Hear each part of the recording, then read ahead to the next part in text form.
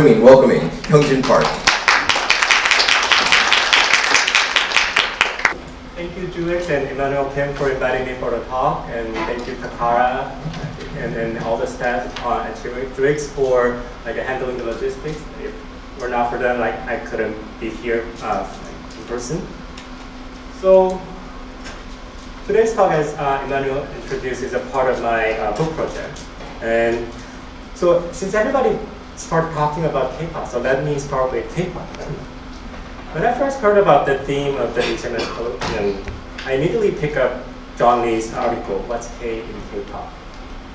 In the article, Lee discusses how and why K-pop had its global success and recognition, but also asks what makes K-pop Korean. Narrating the history of Korean popular music from Choson to the early growth of South Korea, Lee situates the evolution of K-pop within the broader political, economic, and cultural transformation. However, when he discusses what makes K-pop Korean, he claims there's almost nothing Korean about K-pop. Instead, he says the K in K-pop is the nearly empty signifier, which symptomatically represents the cultural discontinuity and transformation of South Korea.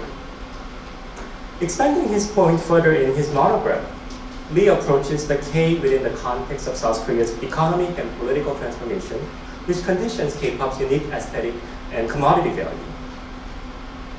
What I will present today is kimchi. Unlike K-pop, very few people will suspect its Koreanness as an articulation of Korean culture. Actually, I can agitate a lot of Koreans by saying otherwise. However, if we step further down from a bird's eye viewpoint and observe a particular kimchi we encounter on a table, its Koreanness is not always taken for granted. Depending on who makes it, with what ingredients and where, its Koreanness is often questioned, challenged, denied, and claimed. It is especially so when kimchi is made, circulated, or consumed outside South Korea by those who do not fit into the category of Koreans. In other words, what makes kimchi Korean, or what Korea means in Korean kimchi, is not just a scholarly question on Korean culture or society. Such question is also asked, discussed, and answered among people who make, distribute, and consume kimchi, and their answers could reconfigure kimchi's materiality and trajectories. In today's presentation, I will trace the performativity of the question, what Korea means in Korean kimchi, by introducing the history of a Korean-Chinese kimchi company, which I will call Tian Tian Food. Following the trajectory of Tian Tian Food from a producer of made-in-China kimchi to distributor of Korean kimchi in China, I will illuminate the transnational dynamics in which kimchi's Koreanness is determined, evaluated, and remade. Attending to how Koreanness is registered in kimchi's price, packages, photos, taste, smell, and temperature, I argue that Koreanness in kimchi is more than an articulation of Korean culture or society. Instead, it mediates Korean diaspora's marginalization, visions, and aspiration. Mr. Song is a Korean-Chinese man born in 1950s. His grandfathers were born in the northern grandparents were born in the northern part of the Korean peninsula and migrated to northeastern China in the early 20th century, as 2 million Koreans did during the tumultuous colonial occupation. When Japan surrendered and retreated to its colonies in 1945, about 2/3 of Koreans stayed in China, as Song's family did. Koreans staying in China were granted Chinese citizenship and ethnic minority status, being referred to as Chaosientu in Mandarin and Joseonju in Korean. In this talk, I will use Korean Chinese as its English translation. As ethnic minority group, Korean Chinese was granted self-governance in Yeonbyeon, Korean Autonomous Prefecture, where Song was born and raised. In the early 2000s, Song joined his friend's kimchi business in Jiaozhou, a small city in Shandong province. The collaboration did not go long, but Song met Ms. Choi, with whom he started their own kimchi business. Song and Choi, now a couple, rented a struggling kimchi factory in Qingdao, a port city near Jiaozhou. They were poor, so eating lamb skewers with beer on the street was their only leisure. Luckily, the business was good. It was too good to stay in the rented factory, so they found a more permanent factory in the area. It was 2006 when Song and Choi's company, Qingdao Tian Tian Food, was established. Like other 60 kimchi factories in Qingdao, which made Qingdao the largest kimchi producing city in the world, Tian Food focused on exporting kimchi to South Korea. It is no coincidence that Mr. Song got involved in the kimchi export business at this time. Many South Koreans stopped making kimchi at home as they moved to larger cities where they live in cramped apartments. More women who traditionally shouldered the burden of making kimchi for extended families participated in wage labor.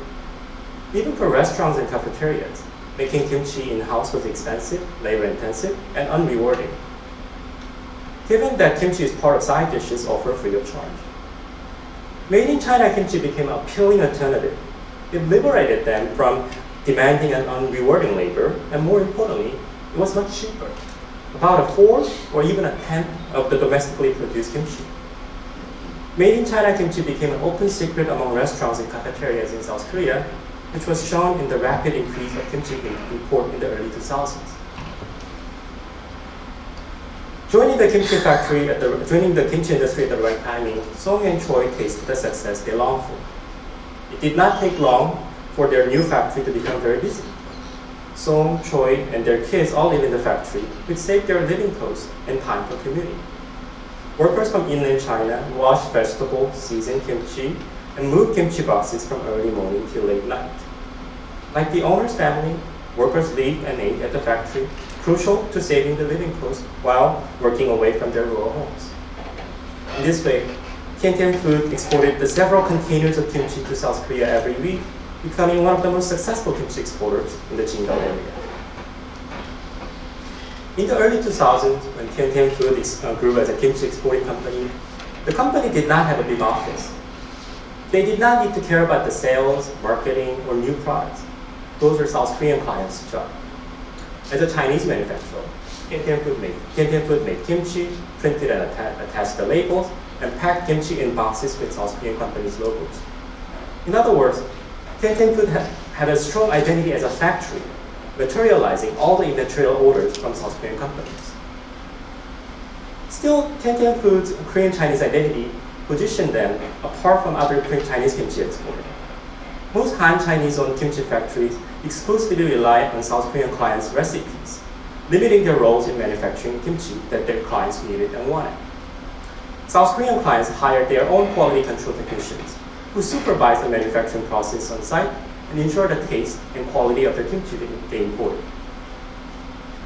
In this way, quality strictly became the issue of South Korean clients, while Chinese manufacturers took charge of producing quantities. Instead, Song and Tian Food developed their own recipes and made them available to South Korean clients. Tian Food's clients rely less on quality control technician, trusting Korean Chinese owners' capacity to assess kimchi's quality. Song and Choi probably recollected that their kimchi was recognized not only by South Korean buyers, but also by Busan Port Customs officers who were captivated by their kimchi's unique smell from containers. Nevertheless, Tian Food's kimchi could be circulated in South Korea upon its lack of recognition or misrecognition. Tian Food's kimchi was packed in boxes with South Korean clients' company logos. Kimchi was served in small dishes, so even the clients' logos or label are not seen by consumers. Strict identifiable information printed on packages, boxes, and documents made in China kimchi thrived in South Korea. Many South Koreans refused to consume Chinese-made kimchi, especially since it gained public attention through food safety scandals and nationalistic news reports. Therefore, passing as Korean or not revealing its Chinese origin became crucial for Tian Food's export business, for which authentic recipes, quality control, and anonymity played important roles. From a business perspective, this is a success story. Korean Chinese built up a successful export company, joining the right industry at the right time. Their success was translated into prestigious social status, as Choi and Song were appointed to leadership positions in Korean Chinese and overseas Korean organizations. Nevertheless, they did not think their business had a promising future. Regardless of how good, safe, or authentic their kimchi was perceived and valued as made in China kimchi. On the one hand, Tiantian Food was asked to produce Korean quality kimchi that could conceal its Chinese origin and smoothly circulate it in the South Korean market. On the other hand, Tiantian Food's kimchi was always priced as Chinese kimchi, of which low prices provided competitive edge and justification for a choice. Even when they were making money, Song and Choi thought this disjuncture was economically unsustainable. The total amount of made in China kimchi sold in South Korea did not grow beyond a certain point, while more Chinese companies jumped into the industry. As China's national economy grew, Chinese workers' wage and vegetable prices increased, making it more challenging to produce Korean quality at a Chinese price. But more importantly, as Korean Chinese, Song and Choi found this disjuncture unfair and hurtful. Why was their kimchi valued like Chinese kimchi when their clients relied on and profited from their cultural proficiency as Koreans? Although not exactly the same as Korean Chinese blue-collar migrants' experiences, whose linguistic and cultural proficiency was valorized in the neoliberal South Korean labor market without being fully granted the socio-political membership. Korean Chinese kimchi entrepreneurs recognized their marginality through their successful global business. As Tiantian Food gained a reputation in the export market, a few clients approached to sell their kimchi in the ethnic Korean communities. Since the diplomatic relationship between China and South Korea were established, South Koreans, Korean Chinese, and some North Koreans have created ethnic enclaves in coastal Chinese cities like Beijing, Shanghai, and Qingdao. In these Korean towns and Korean streets, ethnic Koreans ran and frequented Korean restaurants, supermarkets, and shops, where Tiantian Food's kimchi was promoted as export quality kimchi recognized in South Korean markets. Living in Qingdao with a large ethnic enclave economy, Song and Choi could witness a fast-growing demand for Korean kimchi among ethnic Koreans who are willing to pay higher price than South Koreans. After careful consideration and contentious debate, which I will discuss in the next section, Tiantian Food started selling kimchi under its own brand. It partnered with Korean Chinese business people who already established sales network in ethnic enclaves and supplied Korean food products to restaurants and supermarkets. With their help, Tiantian Food rapidly expanded in its domestic sales, firstly in Shandong and northern China, and soon in metropoles like Guangzhou, Beijing, and Shanghai. Switching from international trade to domestic sales did not simply change the location of market. It also changed what they produce, how, and with for whom. With a request from sales representatives, Tiantian Food started expanding its size options. Kimchi made with radish, green onions, and perilla leaves are added to the lineup. Later, Tiantian Food launched soy-pickled vegetable jalachi, salted seafood, chakgar, chicken soup, samgyetang, and blood sausage, sundae, which were not kimchi anymore, but still sold through the same supply chains. Such change required a radical transformation of company structure and relationship. Production floor underwent a massive overhaul as it was originally designed to produce a single type of 배추 kimchi, bak cabbage kimchi. Workers who used to specialize in a single process moved to different sections and performed various jobs in a single day. The office, which used to be just Ms. Choi and her accountants, grew as they hired more employees for sales communication, design, and customer relations. In other words, as they transitioned from export to domestic sales, they also transformed from a factory into a company. Besides manufacturing, they developed and promoted new products while handling feedback from various levels, all the planning and strategic decisions that used to be handled by South Koreans. More importantly, the transition from export to domestic sales reshaped the meaning and value of Korean quality that Tiantian Food produced. Selling kimchi through Korean Chinese networks, Song and Choi escaped the neo-colonial relationship in which South Koreans defined the identity and value of their kimchi. In the domestic market, Song and Choi no longer keep their Chinese roots. In the company promotion video, which they did not have when exporting kimchi to South Korea, they proudly presented the local vegetable farms and supplying the napa cabbages. Production floor where Chinese factory worker made kimchi, and Mr. Song, a Korean Chinese man, proudly talking about his kimchi. Nevertheless, it does not mean that kimchi was promoted as Chinese kimchi. His Korean identity was visibly registered and promoted through packages, company pamphlets, and online websites. Promoting their kimchi's authenticity and Korean quality, Tantan food appealed to ethnic Koreans, both South Korean expats and Korean Chinese, who resettled in economically thriving Chinese cities but missed their Korean homes in northeastern China or South Korea. For them, good and authentic Korean kimchi would bridge the distance between their Korean homes and Chinese houses, which would justify consumer choices and higher prices compared to other food products. Tantan Food's business strategy sounds straightforward, but there are two idiosyncrasies I want to address. First, in the Chinese domestic market, Tantan Food no longer struggled between Chinese and Korean identities. Unlike in the export market, where their Chinese identity was concealed while the Korean quality was unrewarded, in China, their kimchi could be recognized and valued as Korean without hiding its Chinese roots. Second, Tantan Food's kimchi was valued for bridging the distance between Korea and China, although it did not travel across the territorial borders between the two countries. Ironically, when Tantan Food's kimchi traveled across the border, efforts to bridge the distance were not translated into economic value. Instead, the distance disvalued the kimchi, becoming something to be concealed.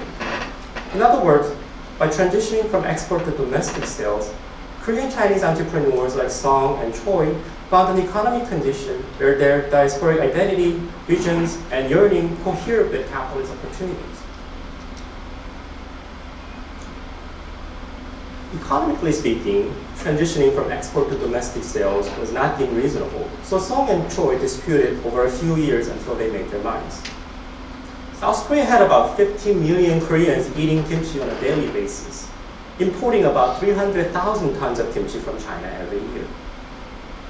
Koreans in China, however, including Korean Chinese and South Korean expats, did not exceed 3 million, and they were scattered in northeastern China and coastal cities. Even though kimchi could be sold at a higher price in Chinese retail markets, the Korean market in China seemed too small and scattered to justify a transition, especially considering the export business was booming. Nevertheless, Tantan Food did not narrowly target the small and scattered Korean market in China. Without losing its footing in the Korean market, ethnic Korean enclave markets in major Chinese city, they envisioned an expansion into Chinese market, in which Chinese, mostly Han Chinese, who would pursue modern and cosmopolitan lifestyle through everyday consumption.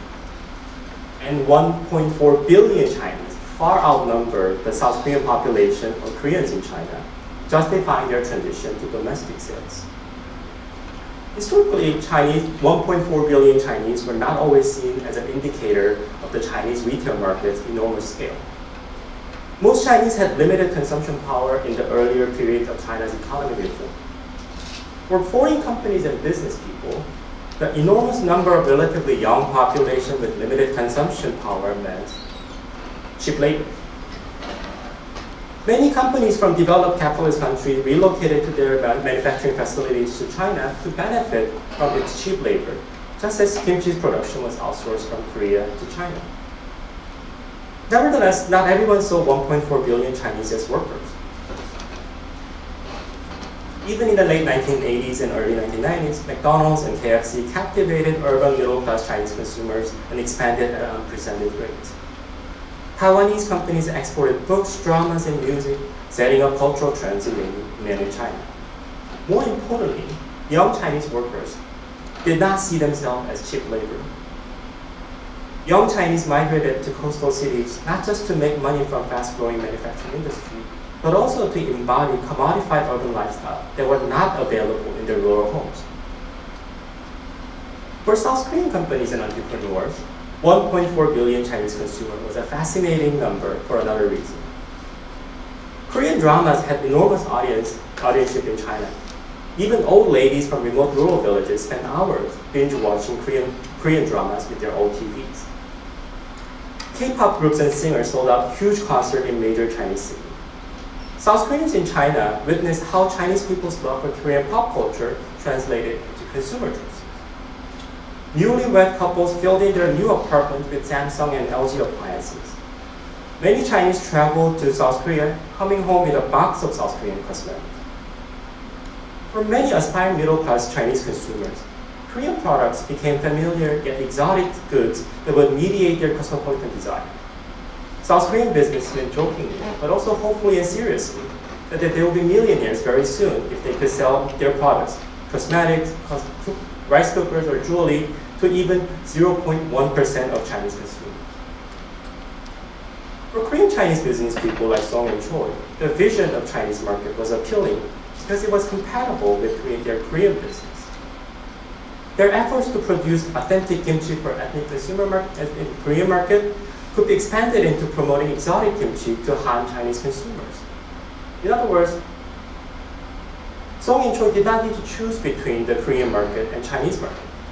Instead, they could and in a way should do both.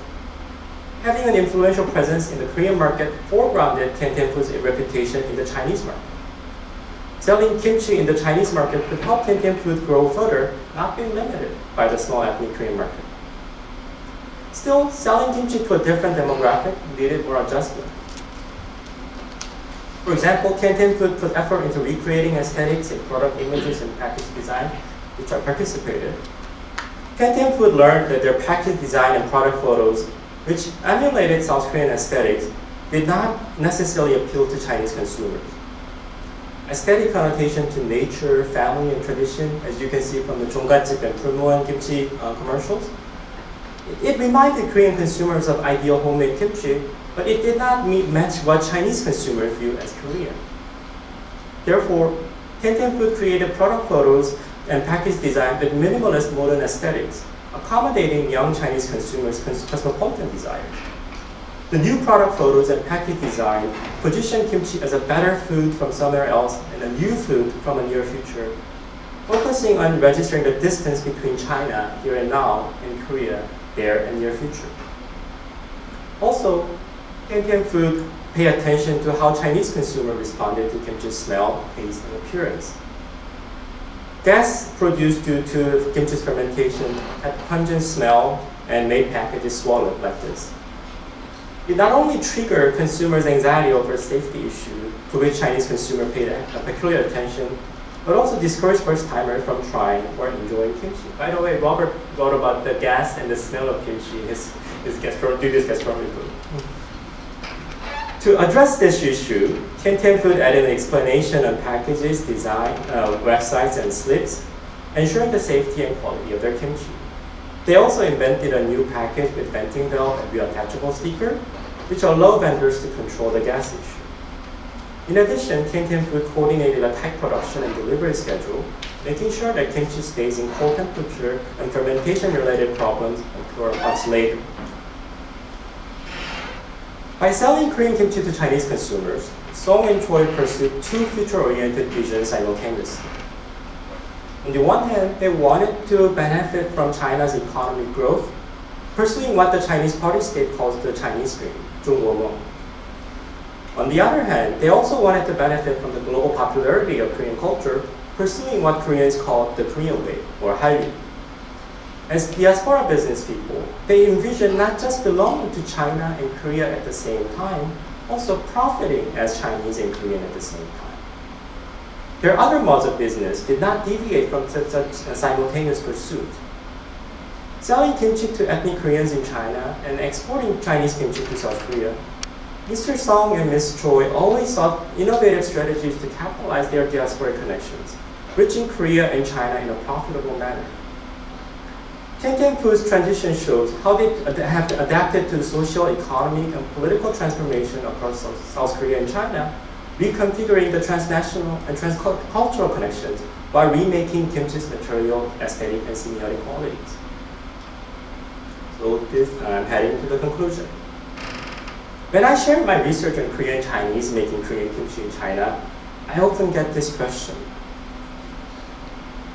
How does Korean Chinese kimchi taste like? Is it different from South Korea or North Korean kimchi? Is it Korean? So if you prepare to ask that question, here's the answer, because I asked this question to Mr. Song this summer. Koreans moved to northeastern China throughout the 20th century. First, it was people from northern provinces in Korean peninsula, like Song's family. Later, people from southern Korea moved, as Choi's family did. Eventually, Koreans from different regions ended up living together in northeastern China, where they shared their kimchi and its recipes. In this way, northeastern China became a unique place where diverse kinds of Korean kimchi were shared and competed, evolving into the most delicious version, like Tian Food's kimchi. Again, this is Mr. Song's answer. If you ask me to describe the taste of Korean Chinese kimchi, or Tian Food's kimchi in particular, I would say it is delicious, but also almost indistinguishable from kimchi I ate in South Korea. Although Song did not emphasize it in his answer, Tian Food's initial success was attributed to their ability to make kimchi that passed as South Korean. Once they transitioned to domestic sales, their primary target was South Korean expats, who desired kimchi they ate in South Korea, and Korean Chinese who became familiar with South Korean style kimchi during their work and travel. When the company expanded in the Chinese market and targeted Han Chinese consumer, they relied on the Seoul style kimchi, kimchi with less seafood and clean flavor. Then, is Tian Food kimchi Korean? Can Korean Chinese make Korean kimchi? In this talk, I argued that Koreanness in kimchi is not an empty signifier that symptomatically represents cultural discontinuity or socioeconomic dynamics. Instead of defining what is Korean about Korean kimchi from a bird's eye view, I demonstrate how political and economic aspiration condition the semiotic, aesthetic, and material configuration of kimchi's Koreanness. Unpacking such configuration from a Korean Chinese perspective, for whom Koreanness is not given but must be claimed or improved, the Koreanness of Korean Chinese kimchi reflects how nationalist politics alienate diasporas from cultural inheritance, and how transnational capitalism is maneuvered to register diasporic political yearning. So, to answer the question, I believe Tian Food has made their kimchi Korean as they reshape the meaning and value of Koreanness throughout their transition. But probably the most interesting aspect of the question is that their kimchi's Koreanness is being constantly in question. Thank you. We'll have a lot to talk about regarding kimchi, but continuing this topic, our next speaker is Chi-Hoon Kim. Her research examines the global rise of gastro-national branding, a nation-building strategy to understand why nation-states use culinary practices to enhance their international reputation. She investigates the political process of promoting culinary practices through international heritage regimes and global media. Dr. Kim has published on topics such as the in-flight experience of national cuisines, that's really interesting, the use of plastic food models as gastro-national tools, and the politics of kimchi as intangible cultural heritage. Please everyone, welcome our next speaker, Chi-Hoon Kim.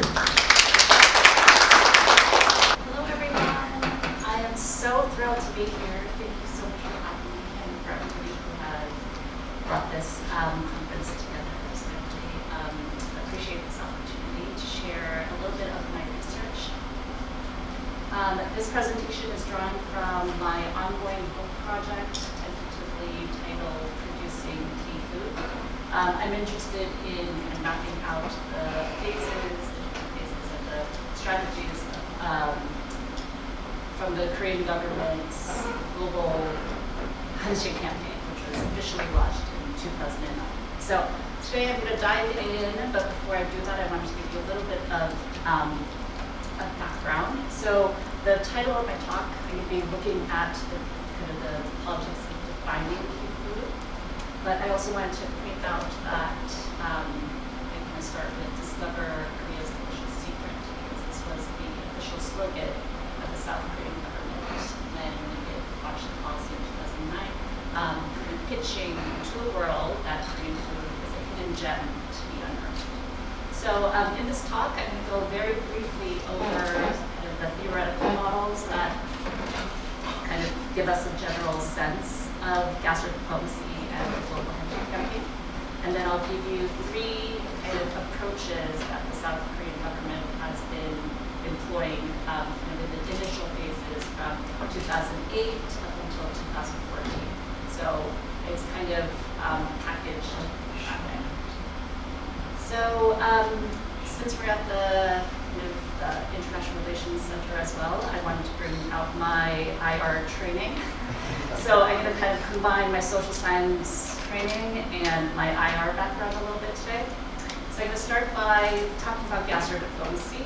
And two fields in academia have been trying to understand why nation states are using food as a way to increase its reputation, its cultural power, and as a form of soft power.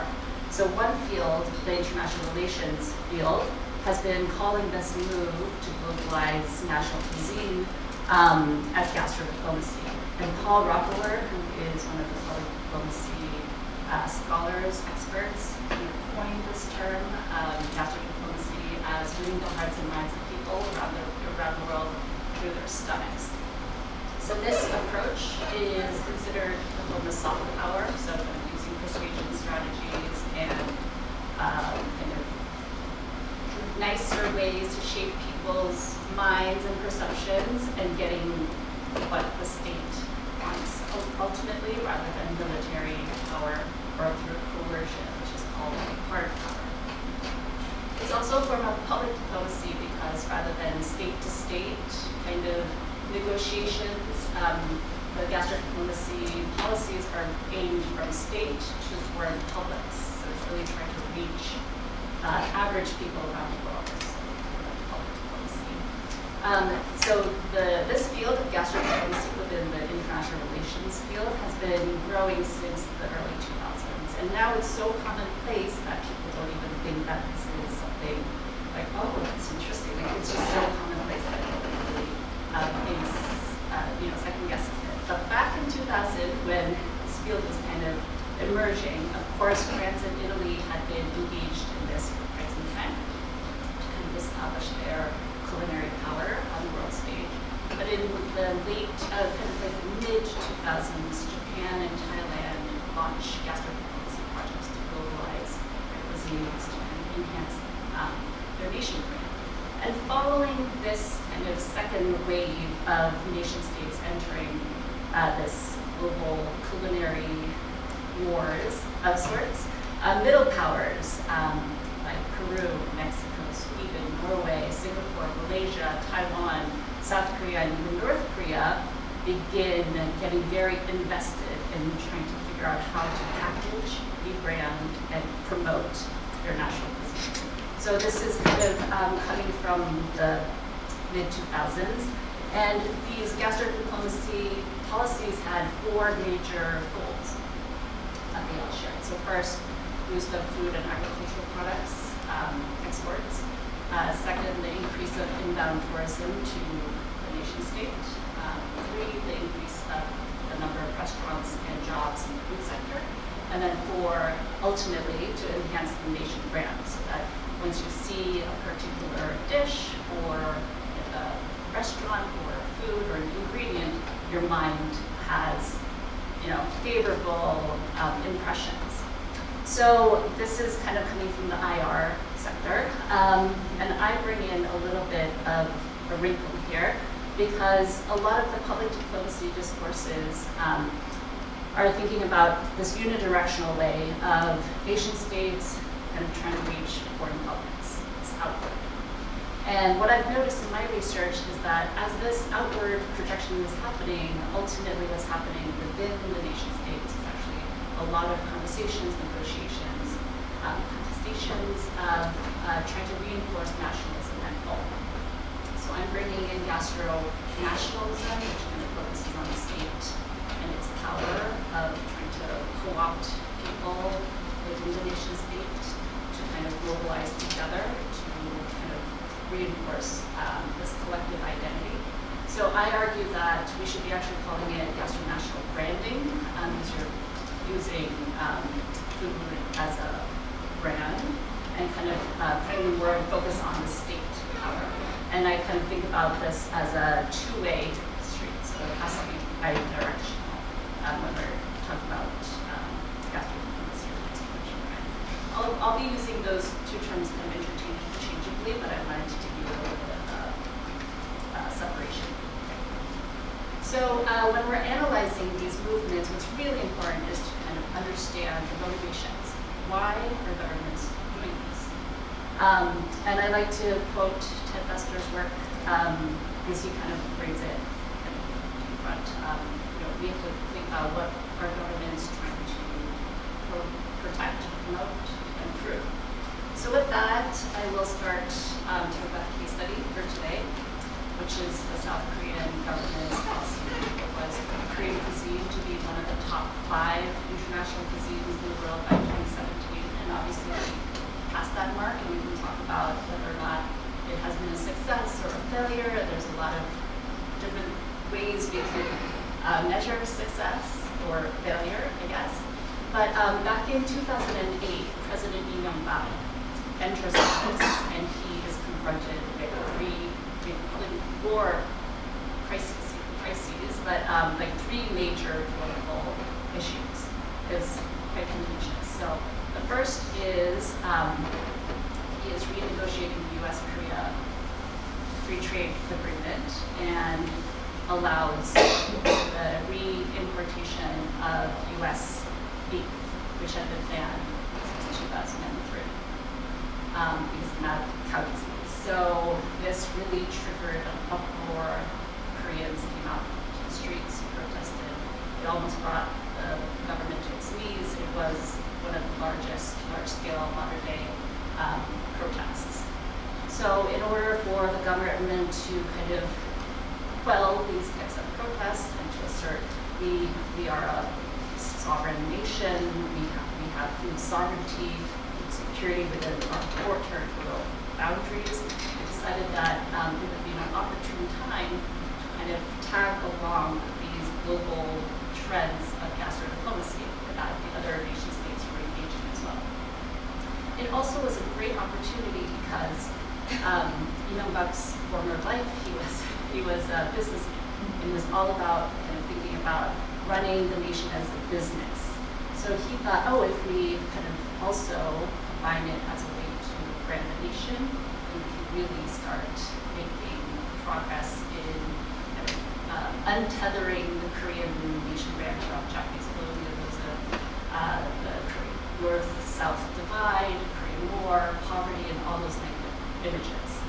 So it decided to use food as a way to mobilize that. And then the third political issue that the nation was facing was this rapidly diversifying Korean population. So directly challenging the myth of one minjo, meaning a homogenous group of people share the same blood, language, culture, and history, because in the early 2000s, with the influx of female marital migrants coming into South Korea to marry Korean men, and subsequently having families and having biracial, multi-ethnic children, that was directly challenging this idea of identity. And so it was one way to say, let's reinforce Korean nationalism. What better way to do it than through food? It's one of the most basic things to sustain a lifestyle. So those are kind of the 3 major political issues. So the government decided to launch the global kimchi campaign. He appointed his wife, Kim Yoon-ok, as the honorary chairperson to serve on the task force to start trying to figure out how to go about this project. So a lot of work was done by the task force to kind of create a blueprint and try to come up with models. So what was at stake here was that you had to, or the task force had to figure out a way to make Korean food globally legible, because this wasn't happening prior to this moment. And prior definitions of Heangjin were pretty limited and not very robust. Usually emphasis on food indigenous to the country and cultivated by our ancestors. So there's a lot of understanding that, or kind of taken for grantedness of what Korean food is. Not many people want to talk about it. It wasn't serious enough, or it was just so obvious. Why would anyone want to talk about Korean food? If you were born Korean, then you should know what Korean food is. So it's just this very generalized idea. So, and I remember talking to some of my informants during my field work, and I asked them, how do you know this is Korean, or how do you define Korean food, or what are the main characteristics of Korean food? And some would answer saying, I know it when I taste it. So they had this really like belief that just by eating it every day or being immersed in this culinary culture that they knew what it was and it didn't need to be elaborated. So at the campaign's launch, so actually prior to that, so 2008, when the central government was gearing up to officially announce this global campaign, the central government tasked the Korean Food Research Institute, which is a nationally funded research think tank that focuses on food technology and agricultural products and research. And it came up with a Heangjin marketing plan.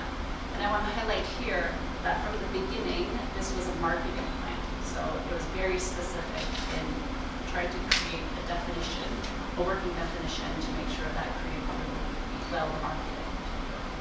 And as you can see here, and I highlighted it in green, the two definitions that I had on the previous screens are expanded.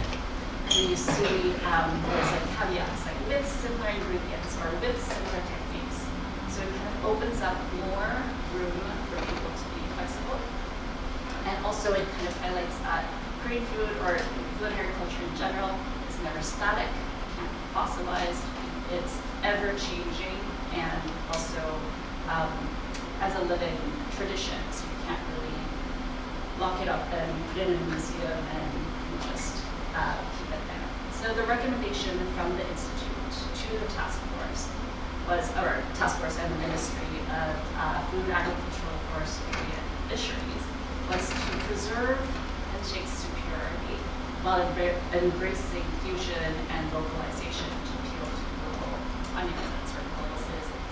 So here you can see that they're kind of competing interests. How do you present something and market something, its unique characteristics and its superiority, and also want to localize and fusionize. They're kind of competing with global and local kind of shift. So the task force decided its first candidate for the royal cuisine. Some of the speakers have already touched on royal cuisine of the Choson dynasty. And for the task force, this was an immediate kind of, oh, of course, it has to be royal cuisine. It was refined, it was sophisticated, it already had these beautiful aesthetically pleasing, ready to go images. It also had a very deep history rooted in Korea because it's immediately bypassing the messiness of the 20th century, so bypassing Japanese colonialism, war, division, misoccupation, and all of that. So it was presenting Korea as a unified, homogenous Asian state, very clear narrative and story.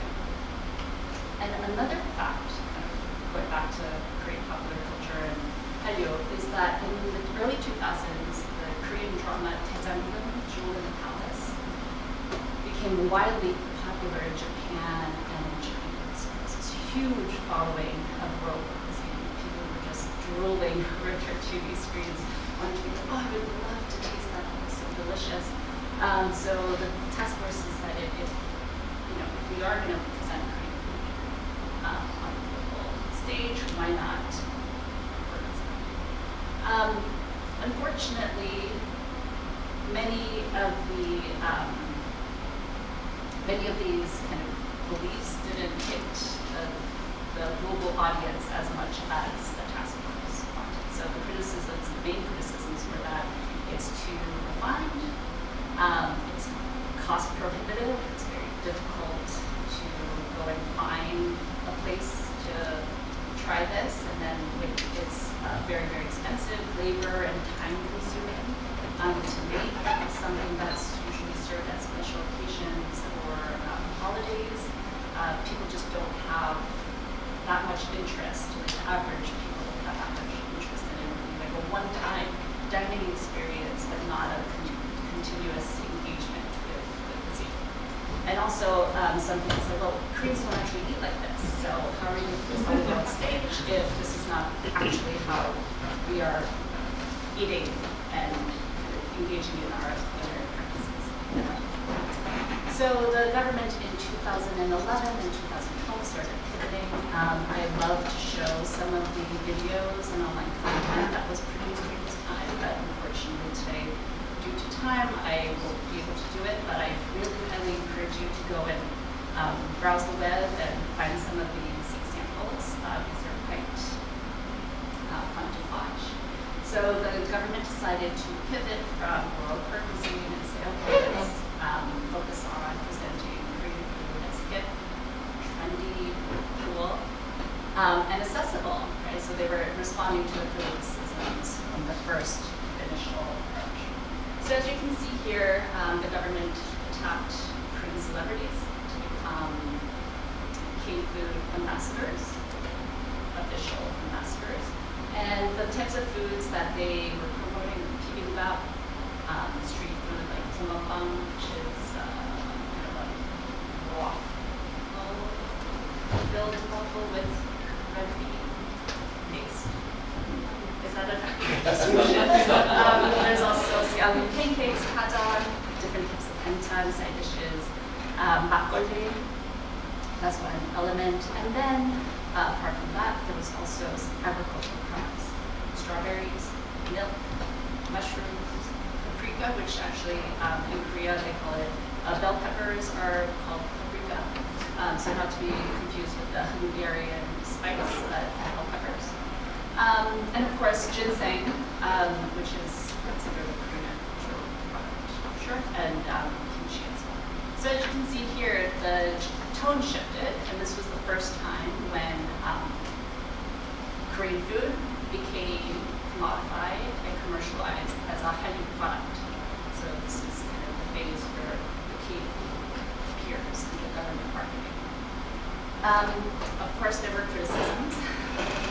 And the main criticisms here was that it didn't really meet the audience yet, because even though these Korean celebrities were very, very popular, they were popular within certain pockets of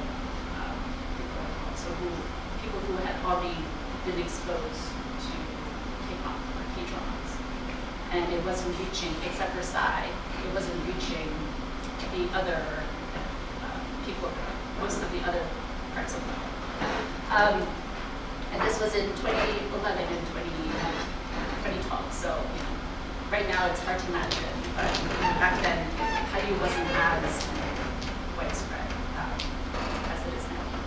So that was one of the criticisms. The second criticism was the fact that, why are strawberries, why are mushrooms, bell peppers, milk,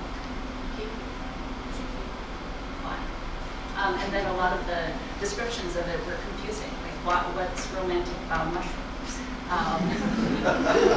And there's, just a little bit silliness. I mean, we're all laughing, but there was some concerted, there was efforts to try to make this appealing to people, yet it was falling short. And there was not that much context. So it was still top-down, like state-driven. These are the images that we want to portray in the world, but it wasn't meeting the people's needs. So in 2013 and 2014, the government pivots again. And one thing I do want to emphasize here is that the government policies and the officials and everybody involved in the campaign were actually pretty good about keep on switching directions of one network and just kept trying other ones, which is really remarkable.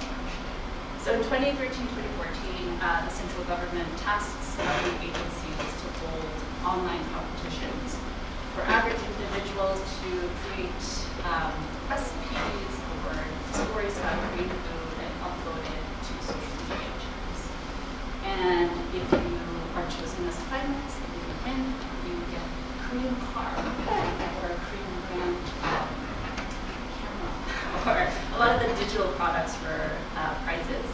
and the finalists were invited to come visit Korea, participate in a culinary tour, and kind of do live performances for like a live audience, like for the finale. And dishes that were featured in this strategy, and of course I should mention that because they were government funded and government run online competitions, there was some kind of efforts into cultivating or curating what types of foods or what types of videos were being selected as finalists. So a lot of the foods that were selected were pajeon again, Bibigo, and samgyetang, which is Korean dishes. So these dishes were considered ones that were probably really good to localize, to kind of incorporate different ingredients. So you can see that corn was added to the Korean ginseng soup, which actually, it wasn't ginseng, it ended up being parsnip because they couldn't get ginseng. But you know, it's like they were trying to open it up and say, you know, go and localize and, you know, make your own fusion dish and let's see how that is. Because you always have to be inventive if you don't have the ingredients. So with these types of government-funded online competitions,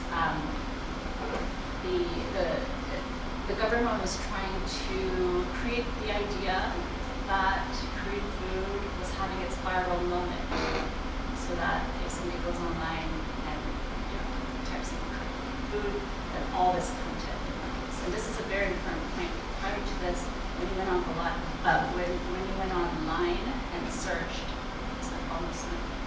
So post this phase of the campaign, you could just kind of go through so many different videos and content and just lots of information. I just did a really quick search. I'm always just curious on what types of representations are out about Korean food these days. So last year, I did a quick search on iStop, and I just put the keyword Korean food, and so many images came up. And now you can see that it's not just for cuisine, or not just street food, but it's so many different types of food and different dishes, and kind of the field has really expanded. So to conclude, kind of thinking about what we have learned from this first 5 years of the campaign was that even though it seemed like in the beginning Korean people did not really care about Korean food and not really think that it was something to talk about or discuss, throughout this process it became very clear that Koreans are actually really passionate about their food. And it created so much opportunity for people to jump in and kind of say, no, this is not right, or we should do it this way, and there's lots more dialogue, which should be happening. So I'm going to close with that, and thank you. Right, so that's interesting because it's the culinary practices, it's not the product itself. It's not kimchi, so it cannot be an item or a food, right? So Koreans can't claim kimchi as their own. They can only claim the making of kimchi as their own. Interesting. What about the FTA and about whole globalization, getting around the FTA and promoting Hanwoo and kimchi, that whole diplomatic thrust, it had a huge impact in Korean gastro-diplomacy. Yes, for sure. And I think you can see that not only abroad, but within the national discourse. So there's more Koreans kind of rising up and saying, oh wait, we can't just be kind of sleeping on this.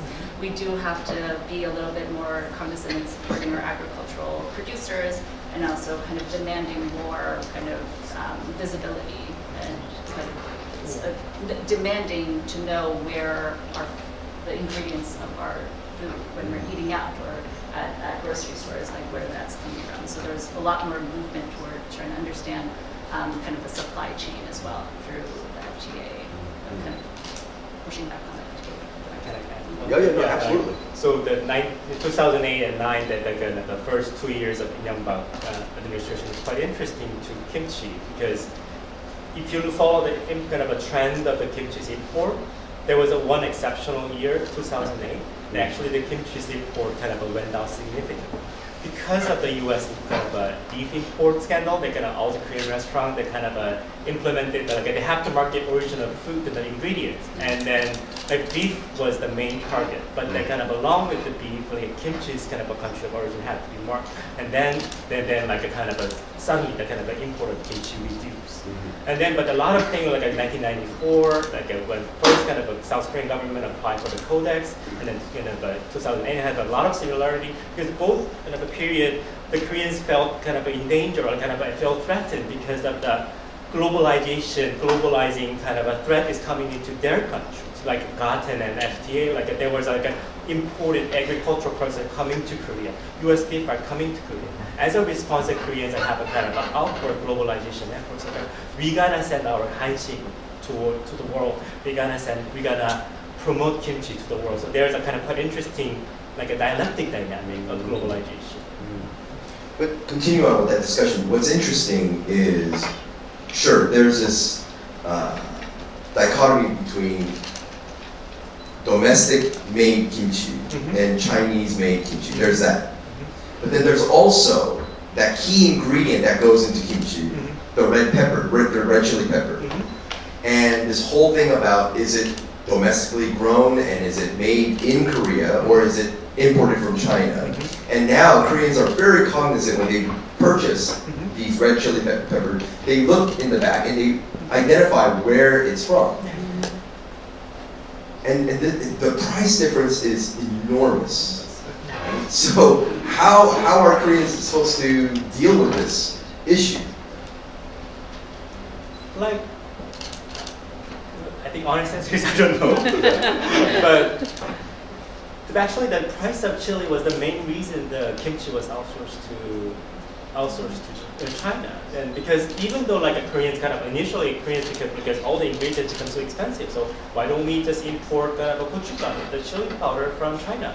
Then because the kind of a Korean impose a high tariff for the agricultural products, so like importers started kind of playing the role. Like why about I make like a jadek, so like a kind of a chili sauce instead of chili powder? Then it's kind of a market manufactured at a lower tariff.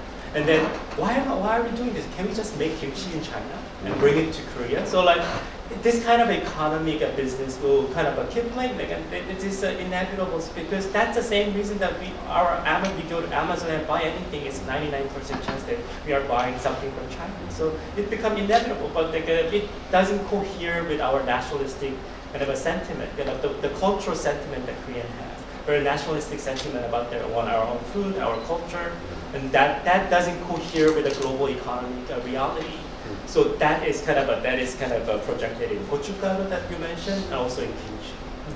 Wait, they could have just made plain white kimchi, and that would have been fine. Heangjin, when the 배추 napa cabbage price went up, and then Heangjin said, why don't we kind of make like just cabbage kimchi, like Wobbers, rather than the napa cabbage kimchi? Why don't we change our cultural practice? When the US beef became issue, we have to change how we eat beef. So maybe we should stay away from sagotumur, so not using beef bones. And like, but that is like, but do you want to change your cultural practice to meet with the global economy reality? So that was a huge backlash of that. Like, so I think that not many politicians want to go that way. Right. Because past, like Robert was mentioning in the pungent, right, the wheat imports, it was because the government was trying to pivot people away from rice consumption. So in the past, through all these government policies, there's been ways to try to shape dietary practices within the nation, and some have backfired. And maybe that's why your mother doesn't like jjajangmyeon, because she has those ideas associated with those policies. But I do think it's very hard to change or convince people to not eat something that they enjoy. But like red kimchi, right. Because that's like the national symbol, right, to them. Right. It's not the hundreds of variations of kimchi, it's that particular one that represents Korea. Also, it's much harder to make that kimchi. it goes bad pretty quickly. Oh. Yes. Okay, well look, we have, look, I can go on, but clearly, right? But I want to open it to the floor, right? Yes? Hi, my name is Yichuan. I'm a graduate in Taiwan. So I have two questions. The first one follows the previous discussion. I wonder if there's ever been an attempt to institute a kind of European-style system of like Italian DOB, French AOC, so like control origin of appellation or protected denomination, that kind of thing. That way, like it's not going to just protect the making of a certain food, but also where it's from, how it's grown, where it's grown, that kind of thing. And then you like champagne can only be produced in the Champagne region. Parmigiano cheese can only be produced in the Parma region, that kind of thing. That then you can mark Korean kimchi as a certain thing, and then kimchi from China cannot have that designation, for example. And then another question is completely unrelated. I'm curious about what you think of the current Netflix show, Culinary Classrooms.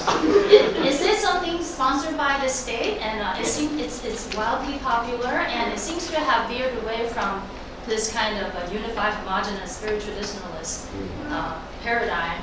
It does celebrate that, but then also it's very cosmopolitan, like really celebrating the creativity. Like they have the omakase, anti-omakase doing traditional dishes, and they have like Napoli mafia doing all these things. So Who won, right? we cannot disclose it. And then one of the finals is Korean American, right? So I find that so interesting. I would love to hear your thoughts on it. So geographic location, like if you can see, like my research is in between Korea and China. So there are some places according to my knowledge, South Korean government has implemented the geographic location. Like there's a regional kind of identification. So like there are some regional products kind of have their kind of regional labels. But like now South Korea has they only kind of a self-subsidization of agricultural product level it's like something like 20 to 30%.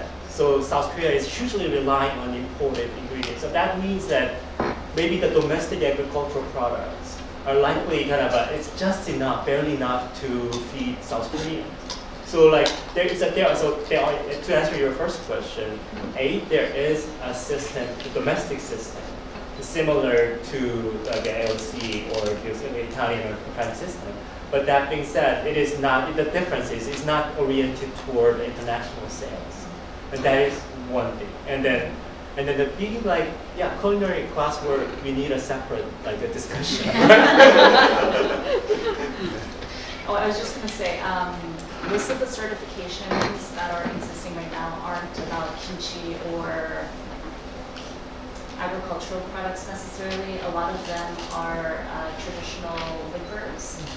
There's more robust certifications for that, and it has been going on. So I don't know actually that much into why kimchi or other foods it hasn't been in that territory, because I think the international standards that have been adopted by South Korea is the Codex Alimentarius, also the UNESCO, and then I think they were trying for ISO, international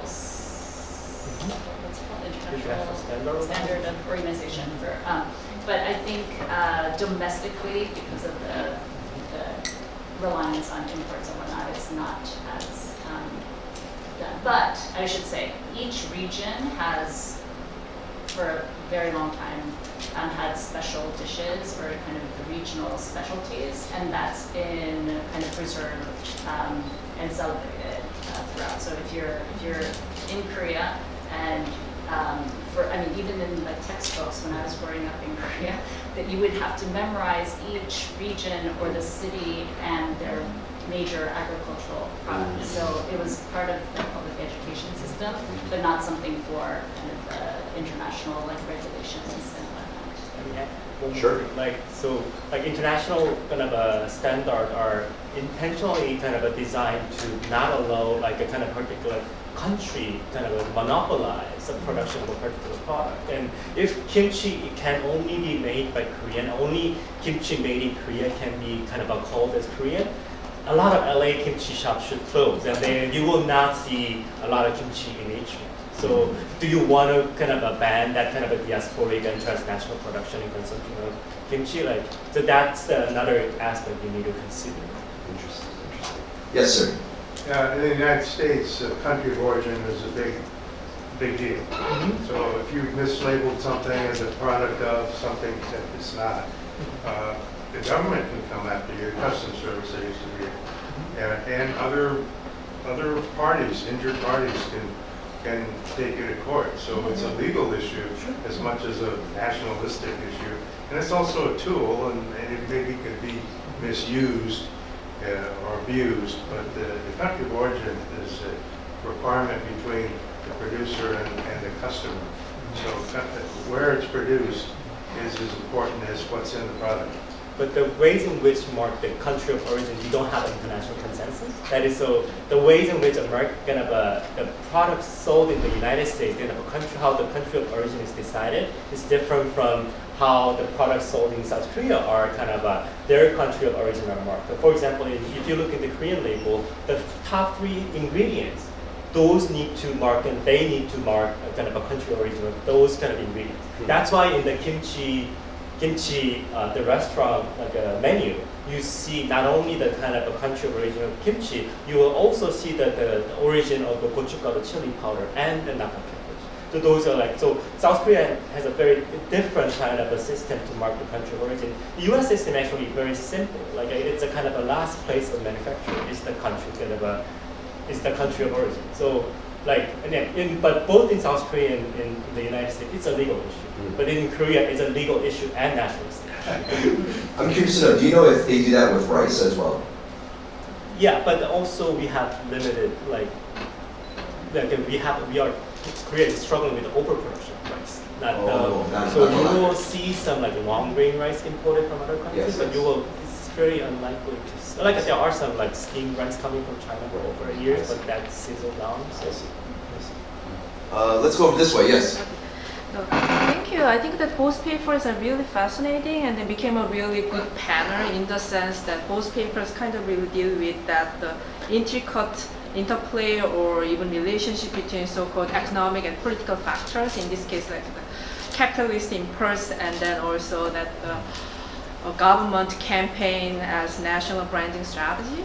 But I think that the Heangjin's paper is more focused on that so-called transnational capitalism, whereas that her paper is more, Chi-Hoon's paper is more focused on the government strategy. So I kind of have a question for both paper in the sense that particularly Heangjin that there is this so-called kimchi war is not just only the media manipulation, but also it's kind of a serious impact in the sense that you probably know that the cooking show called A Bite of China that has been successful, huge mega hit show in China, actually to introduce all kinds of fascinating indigenous food of China. And then when I actually look at the season 2 and the first episode, I was really struck by the beginning of the episode, because in the beginning they introduced kimchi as their own.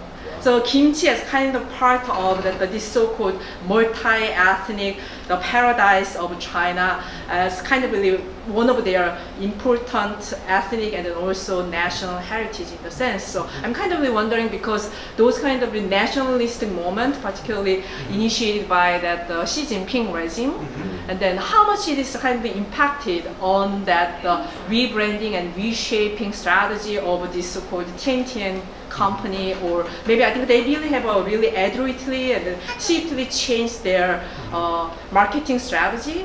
But after all this government so-called intervention, and they kind of really wanted to emphasize a certain kind of the national identity from the top, and then how they really wanted to readapt their own strategy to make a niche market for the so-called kimchi that can be consumed in mainland China. So that's got a question for Heangjin. And then another question for the Chi-Hoon is that, yeah, okay. So many people kind of ridicule that the Lee Myung-bak's campaign of the so-called K-food as a national branding strategy. And then I know that you really emphasize there are very much flexible and then also adaptive strategy that really wanted to make it the campaign successful, right? And then even today, and then we kind of really see that this is a really boom of Korean food.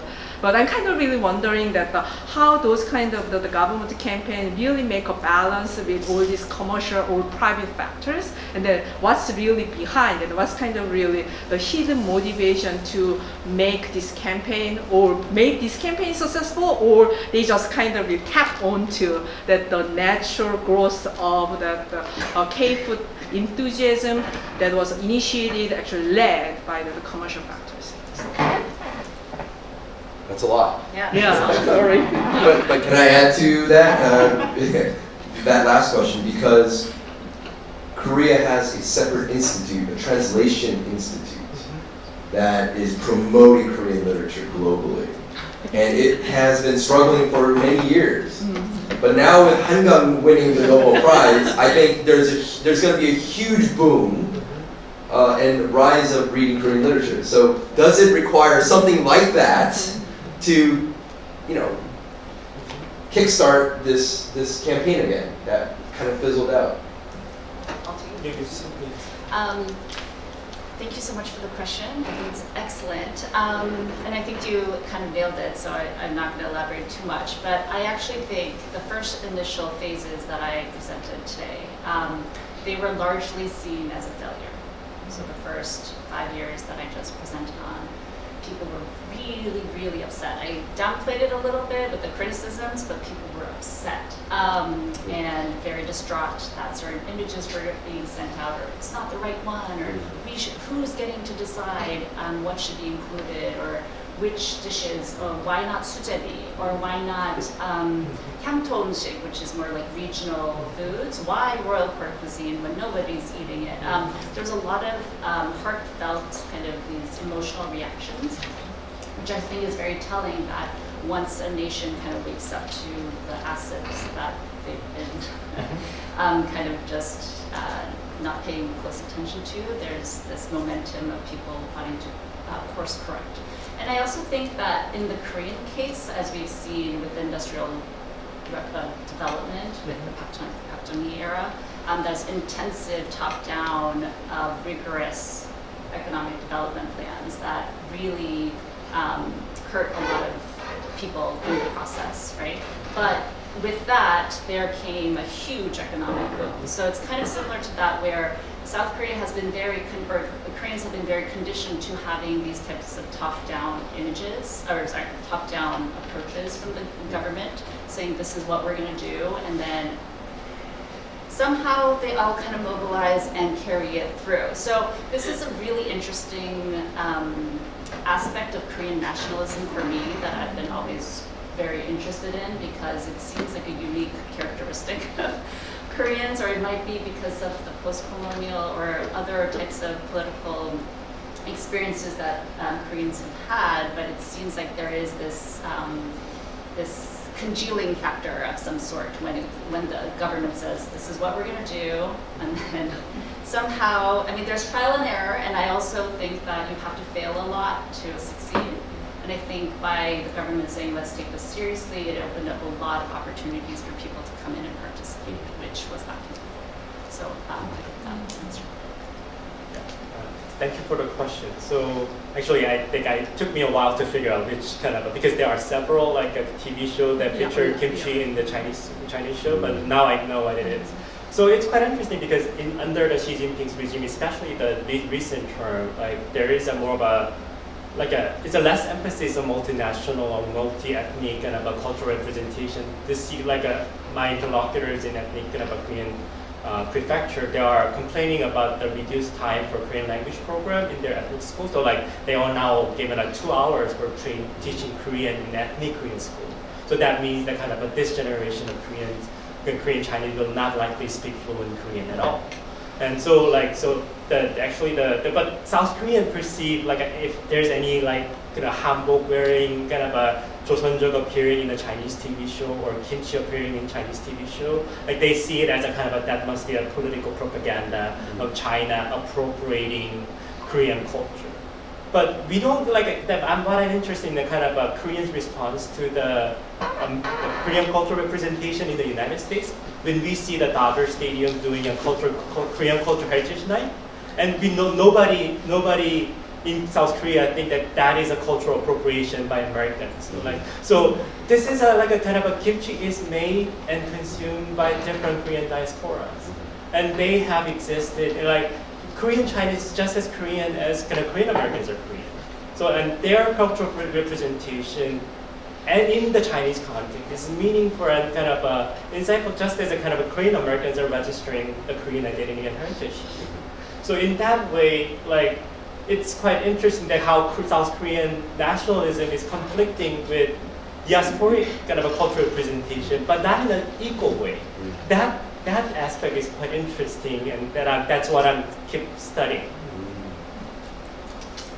Yes? Thank you. Well, thank you for the great discussion, everyone. And by the way, I'm Adam Wojciech. I'm with the Embassy's Cultural Center. So full disclosure, I might be a little biased here, but brings back a lot of memories in terms of the food campaign history. But I wanted to just share a thought, just to step back a little bit of parallel. The first thing that came to my mind when you talk about kimchi or hansik in general. So many parallels to hanbok, another Korean cultural aspect, property, Korean traditional clothing. Of course, crosses a lot of borders, a lot of competitive claiming of ownership in culture. But it's also a cultural export. It's another big reason why thing that people do when they go to Korea, try clothing. So there's a lot of parallels there, obviously, in terms of soft power context. And these are just two of many more, I'm sure. But it shows you the contentiousness of cultural properties. It's not just I tell people all the time, it's not just a popularity contest. It's emotional, and there are real stakes for many people here. But it made me think of another thing that you mentioned, cultural appropriation a few times. And I'd spoken with a few student groups, and this question came up, and we were trying to figure out, as we were talking about sharing Korean food or clothing or other aspects of culture, I spoke with this group of students who are African American studies students, many of them African American themselves. And they were looking at this experience of people experiencing Korean culture and thinking with a little bit of bewilderment, and they said, well, are Koreans okay with cultural appropriation? And because they were saying, if someone were to do that in different contexts, we would not be okay with that. That was their feeling. And I always remember that conversation years ago. And I have to wonder if maybe a little part, for better or worse, the recipe for success, pardon the pun, might be a little bit of lack of sensitivity about people, visiting, dropping in, even in a casual, maybe superficial way, on these aspects of culture. Whether they really understand it or not, whether if they enjoy it, does that have benefits, I suppose? My feeling, by the way, was that Koreans are generally, I guess you could say, by and large, maybe not so sensitive to cultural appropriation. I rarely meet with Korean people who are like, it's inappropriate for you to try out this aspect of culture. It's almost a foreign concept, was the feeling that I got. Well, I mean, especially when you see Shake Shack having kimchi burger, right? I mean, that's where I draw the line, by the way. Right. Okay, that's where you draw the line. No, just kidding. Well, I think this brings up a very interesting issue, because I think you're right in thinking Koreans don't mind the cultural appropriation, but I think the context really matters. So if it's Shake Shack, it's like, oh, Shake Shack is now serving kimchi. But if it's a different group or a different context, like China is making kimchi, right? So there seems to be, some are okay and some are not, just like in any type of cultural appropriation. What brings up, I think, is like, do we consider Shake Shack an American fast food chain less evil than, like, I'm sorry, I'm pointing to you. But like the Chinese made kimchi. So I think it's a tricky a tricky thing to answer because I think the context really matters. Question and you drawing the line on the structure sketch kind of making, because I teach food in Asia course, and my student and I talk about what is cultural appropriation, what is the exact example of a cultural appropriation in food. Like we had who makes this food, and then we have a kind of a quite complicated discussion. But I think that kind of several speakers today talk about the Korean culinary culture's openness. It's kind of a Korean culture food is meant to be shared and then be permeable. But that we talk about appropriation because culture is not just culture. Culture is also a part of politics. Culture is a part of market economy and commodity. When culture becomes a commodity, then it becomes a zero-sum game. You sell more than I sell less. I buy more and you buy less. And then when it becomes a gesture of diplomacy, then it's a kind of a power game between the different countries. In that way, the appropriation kind of jump in, and it jump into the conversation, evaluating whether this is fair or moral or ethical to cross the cultural. But actually, what is being crossed is not the cultural boundary; it's more of a kind of a market boundary or political boundary. So in that way, we need to think about that sections together to when we discuss cultural appropriation. It is because it is not just culture. Okay, Yoongi? Yeah, it's a little covering maybe two areas, one nationalism and cultural appropriation.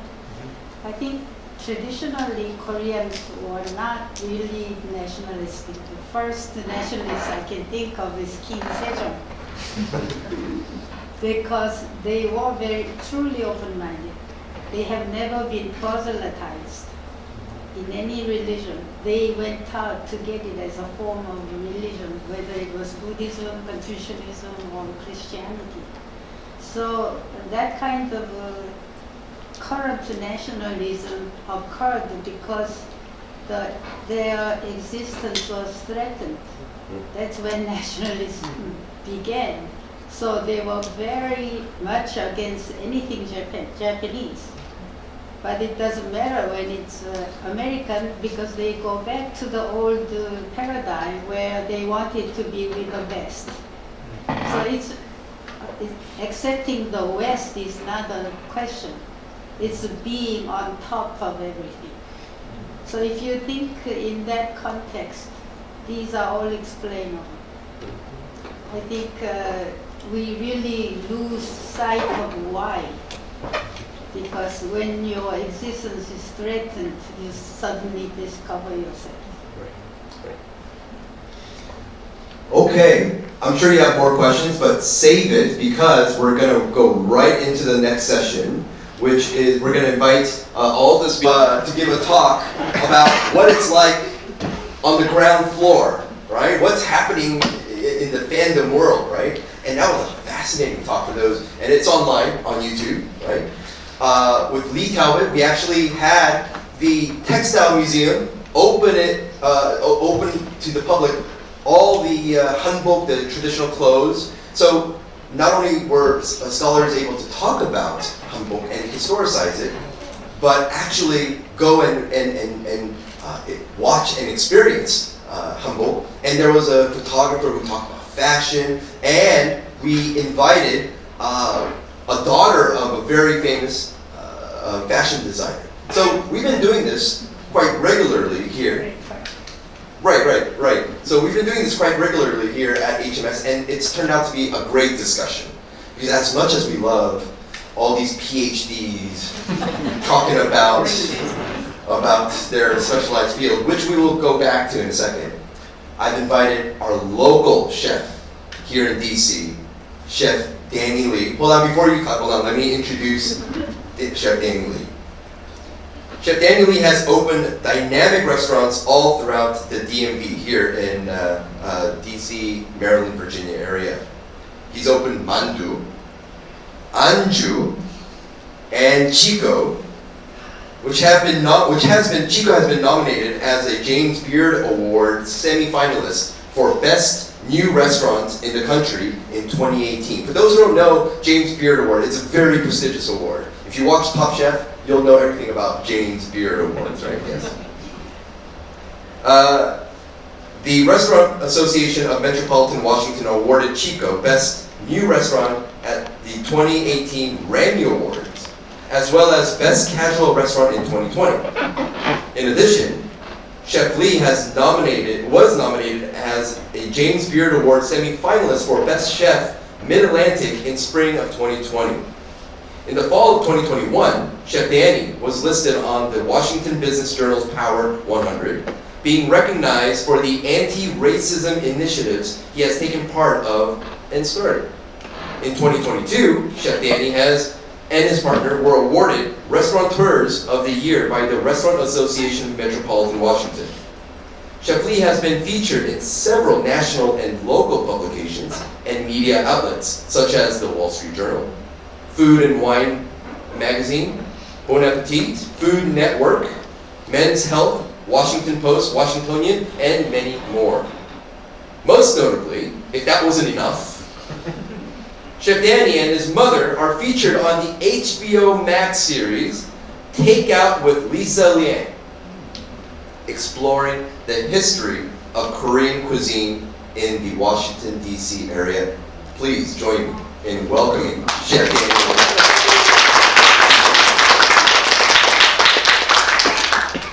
That was a mouthful. That was a lot. That was a lot. Yeah. That was a lot. Now, for those who don't know you, after that, for those who don't know you, actually, do we need a mic for?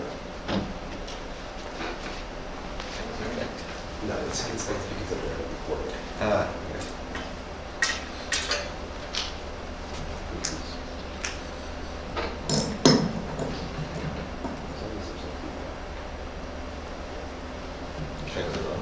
Or whatever.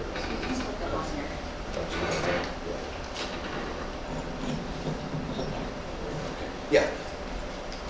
How did you get started in the restaurant business and the food industry? I was kind of born into it. My mother and father met at the University of Illinois Urbana-Champaign for graduate school. My father got his CPA there, or master of business there, and then my mother got her master's in musical composition and piano. And then they moved to the DC area where they had my sister and I have an older sister, Jean. And when we were growing up, my mom partnered with one of her best friends, and as my father's CPA business was kind of getting off the ground, they needed some extra money. So they took over a deli in Old Town Alexandria, and they bought it from a couple from London, so it's called Piccadilly. I'm really serious, but Pico was spelled wrong. I've never found out like why that was the case. But like the sandwich was called like the Prince Charles, the Lady Di, and something like that. But you know, it was the deli itself didn't have a kitchen, so they would roast all the meats in either our home kitchen or her partner's home kitchen. And so I grew up watching my mom prep, and it was a Korean, well, obviously a Korean food for us for dinner, but as a business, watching her prep and then bring it to the shop. And you know, if it was summer vacation, I would go and hang out at the deli. I'd be the local delivery boy, which is severely illegal now. And then, but besides that, my mom was always, you know, she was part of the first, well, they were part of the first Koreans to really establish a community in this area. And because of that, we had a lot of close family friends when I was growing up who were Korean who lived around us, and especially church. And then, you know, people would have parties at their house, or like a lunch after church on every Sunday. And it would be a potluck. So everyone, you know, all the mothers always bring like mandu, you know, but no one ever brought food to my mom's house because they were afraid to. And she was such a good cook. That's when I was like, oh, she's pretty good. And then, you know, my friend's parents also know, oh, you're so lucky you get to eat mom's food. And I was like, I should, you know, I was really picky when I was young. I was like, oh, we should be more like hamburgers, you know. And then, you know, she was always down when she was teaching piano at one point. She got a real estate license. And then my father passed away when I was in high school, freshman year of high school. So my mother needed to find, my sister was in college at the time, so my mom needed to find a way to adjust and support the family. And through the University of Illinois network, they had an alumni named Charlie Chang, who was a local Chinese restaurant. Those of you who are from the area here, he used to have a really robust network of restaurants here. And he won a bid to put a trolley chain in what's now known as Reagan National Airport. So if you go to Reagan now, what you see is this really nice kind of Lego looking building. That didn't exist until 1997. It used to be that old white building, that was it. So they spent hundreds of millions of dollars and they're still doing construction on it now. But 1997 it opened, and this is pre 9/11. So the object of opening up this airport was to be not just a travel hub, but a local dining and shopping destination. Because you didn't need to pass through security or TSA. TSA didn't exist then, that's right. You didn't need to pass through TSA to get to the shops where the gates were. You went through security at the actual gate. So they had a bunch of local restaurants and small businesses open up, clothing stores, restaurants, whatever, in Reagan, because it's right off the metro. So the goal was to have people take the metro on lunch break to the airport to eat and shop, which is not the best idea. So she basically franchised Trolley Chain cooking Chinese food. Then very quickly she realized that in the food business, something called commissary. So if you have a multi-unit chain or a multi-unit restaurant, especially for fast casual, things are usually produced in a central kitchen, packed, frozen, and then shipped off to various locations. And then they charge each individual location a premium to use that product because in theory you're saving labor.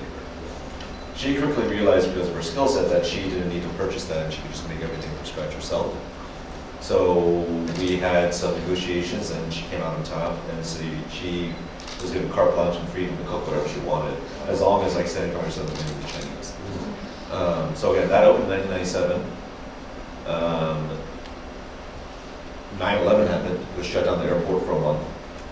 And then security got put in place, and that decimated the businesses in Reagan.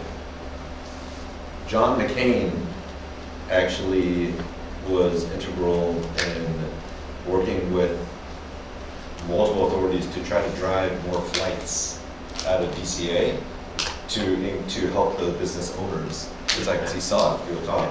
That's why my mom was a huge John McCain fan. She was like, he's in Buffett. The Arizona Senator. Yeah. And after more flights got put in, it started to get busier, and then she was like, you know what, why don't we start doing some Korean food again? So she started putting like bulgogi on the menu. She did bibigo. She did some mandu. And even though this is early 2000s, people didn't know what Korean food was. And there's no better demographic to test out a concept in an airport. You're getting people from all cultures, all walks of life, and it really took off. So her lease was up in 2006. I helped out there during high school and college. My friends, my mom would pay them like $50 cash to we would open the store every Saturday and Sunday in high school. But they love doing it because it's a lot of money in high school. And then we do it by I'll say non-alcoholic, but we know what we're doing. And we would I would learn about kind of the business aspect. I saw what my mom was going through, and she would bring home the checkbook with the ledger and handwrite all her accountants as my father was an accountant. And so for me it was really eye-opening, and I always knew that eventually I wanted to get into the restaurant industry. She was always like, oh, you should go to the store, and I was like, I don't know if I can do that for my life in an airport. But then after college, I worked at a law firm for a little bit just to make some money. Then I met a guy who was dating a coworker of mine, and he was managing like a big tower seafood restaurant in the area. And he and I became good friends. He knew I always wanted to get back into the restaurant industry and do that for a living. So he was like, hey, there's an opening where it's basically like the back office manager and my coordinator. So it was $7.50 an hour, no benefits. And I was leaving like a $60 grand a year salary at that point. So I remember talking to my mom, and I was like, hey, I'm gonna quit this job I had and take this job. And I thought she was gonna fight me on that trip, but she was like, do it. And she said, I knew, she's like, academics were never your thing. Become like a lawyer or doctor, I knew that was not gonna be the case for you. My sister's an attorney. So she was incredibly supportive. She knew I was very passionate about it. So worked there for a couple of years. Just by chance, a lot of people left or got fired when I was there, so I moved up really quick and then got to learn all aspects of the restaurant industry, including the kitchen. The chef there really took me under his wing and really showed me how to run a professional kitchen, how to cook professionally. And then when my mom's lease was turning out, the airport changed management groups of who was in charge of the food and beverage and retail program at the airport. So they wanted her to stay, but they wanted her Panda Express to come as a big national bring up. And Panda Express back then was charging a $500,000 franchise fee just to have the rights to operate. And we didn't have that money, you know, but at that point, my family and I had always talked about our family dream of opening up a Korean restaurant in the district proper, in DC proper, which one had opened before we did, like a full service restaurant, but they also had a sushi bar attached. It was Korean barbecue plus sushi.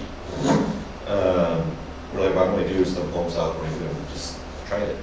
And it was initially just me, my mom, my uncle running it, and then I was just going to consult because I was really happy where I was. And then my sister took me out for drinks one night. She was like, "You're quitting tomorrow,"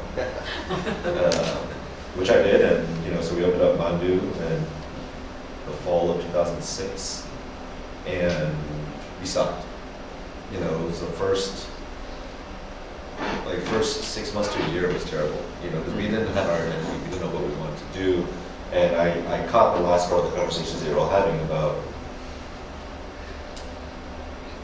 culture and representing a culture through food, and we felt that we were hurting like our own people because we didn't, you know, so many people, oh, you should do this, you should do this, you should do this. And it took me a while to be like, oh, there's no one singular recipe, there's no one singular way to cook our food, this is just our interpretation of it. But it took years for me to kind of develop a thicker skin and be like, you know what, this is what we should do. I feel it's right. We feel as a family feel it's right. And that's when things really started to change, and that's when we took off to now what we're coming out. So why did you decide to open it here in DC as opposed to where the Koreans are in Annandale and Centerville or in Maryland, Rockville? Why in DC? Didn't exist, number one. I thought that was puzzling. So I want to, there were, especially where, there's a big area of DC now called Heangjin Park, right? And, you know, it's really glitzy now, there's all these high rises, it looks fancy. 10 years ago, that was all street markets where a lot of restaurants went to buy their product for that day. And they still are. You see a lot of like halal vendors, right? You see a lot of butchery still going on. There's a tofu factory there still, you know? So, but a lot of those places were Korean-owned businesses. And there used to be a lot of Korean-owned takeaway restaurants. You can get like kimjang or bibigo, they got a lot of hangover soup, you know. So even to this day, if you walk around the Union Market area and look at some of the older buildings, you'll see Korean writing on the building facades that have just faded away over time because it was heavily dense. But in terms of a full service Korean restaurant, you know, we were the first. So we thought there was a need for it. I still live in the city. I love DC as a city. And, you know, working in the restaurant industry in DC prior to that kind of solidified that opinion. Now, at the time, this was early 2006, right? There was a dominant presence of Chinese food. Yeah. Dominant presence of Japanese food. Any other Asian food? No. No Vietnamese?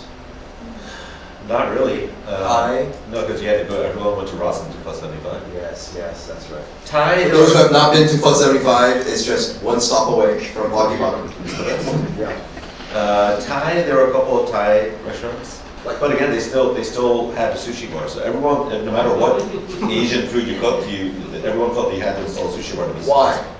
Because sushi had been around for so long and became so popular that they thought it was a gateway into people trying their own food, whether it be Thai or Korean, which was, you know, like buffets had sushi on it. I was like, don't eat buffet sushi. You know, we don't know how long I'm sitting out, you know, but it was just like an entry point to get customers. Interesting. And people were not that familiar with Korean food at the time. No, not at all. And again, this isn't that long ago. Right, yeah, it's like less than 20 years ago. And, you know, that's why when we opened, we had a tiny menu. I still keep a copy in our office. Wow. We had this tiny menu, and, you know, it was 3 different types of mandu. There was like a pajan, seafood pancake. There was obviously sort of panchan. We had japchae. We had bulgogi. I think we had like one jjigae. But even with that, we didn't know how it was going to translate. Like bulgogi and japchae and bibigo were like the go-tos. Yeah, that's what became the high sellers because they. It's a safe food. It's safe food, but also people had heard of bibigo, you know, had heard of bulgogi, kind of by that point. But even like kimchi, you know, we bring out panchan, and it pained us because back then, mandu still kind of does, but we've kind of, I'll get this later, but we hate waste, food waste. And panchan, Yeah. if no one's familiar with it, they're not going to eat it, but if something hits the table, you have to throw it away, hygienically speaking. And we kept on seeing these like trees of food, and I would train myself and I would listen, and they would explain it beautifully. And people were still too scared. Because when you describe panchan to someone who's not Korean, it doesn't sound too appetizing, or like kimchi, right? They're, oh, what is it? Oh, it's nappy cabbage that we rub with fermented shrimp paste. And we just let ferment at room temperature for God knows how long. It's delicious. Yeah. You know, if you're not familiar with that, it's like, I'm okay. So it took a while for us to, number one, get better, but kind of stay true to who we were and kind of stay the course and not try to modify the food based on the palate of the guests we were getting at the time. And I'm really happy we did that because if we had done that, I don't think we'd be around right now. You mean if you had catered to the palate of the guests? Yeah. Interesting. Yeah, I think if we had, you know, and nothing against them, there's still restaurants do this, nothing against them, but for us, it was really important to tell the story, which was our family story, but also our heritage and cultural story, right? I was born in Washington, D.C., you know, actually in the city, raised in Northern Virginia to Korean immigrant parents. My mother basically, and her family survived by cooking for themselves in Korea. My mom turned that into a passion to support her family in America through cooking, right, and through Korean food. And when her and I started cooking together, it was, okay, what techniques did I learn from my skill set being trained in America, and how to combine that with her decades-long experience of cooking home-style Korean food, right? How do we meld those together to be the best that we can be, and how can we translate that to other people? If we had changed that to be, you know, the example I use always, like instead of kimchi, we did like a version that was like more like sauerkraut. It'd be more approachable, but it wouldn't be kimchi, you know, and back then would it have sold more? Of course, right? But we wouldn't be proud of it. So you didn't Americanize or wash down? You know, we tried not to. As we grew, obviously we did, you know, I heard, you know, some topics about this earlier about cultural appropriation and other things. You know, there are ways that, or there are dishes we've done that were not as like specials, right? Like when the second mandu, now only mandu, opened in 2011, we built this huge bar, and we did a late night bar for every night, especially for the restaurant industry. And it was when Korean tacos were a big hit, right?